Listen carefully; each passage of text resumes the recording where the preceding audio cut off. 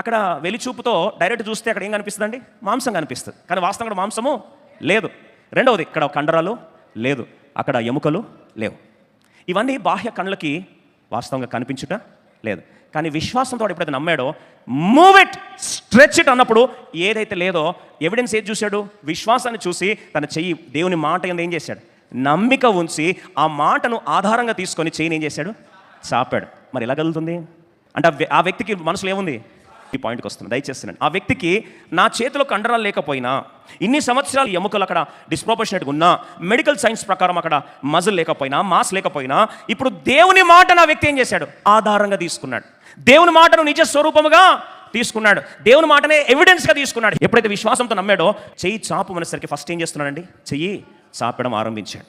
ప్రియ సోదరి సోదరు, చాలాసార్లు మన జీవితంలో విశ్వాసం అనేది విస్తరించడం ఎప్పుడైతే ఆరంభిస్తుందో, ఎప్పుడైతే విశ్వాస పరిణామం ఎప్పుడైతే నీది పెంపొందించబడుతుందో, విస్తరించడానికి ఇష్టపడుతుందో, నీ సరిహద్దులు ఆటోమేటిక్గా ఏమవుతాయి? విస్తరిస్తాయి.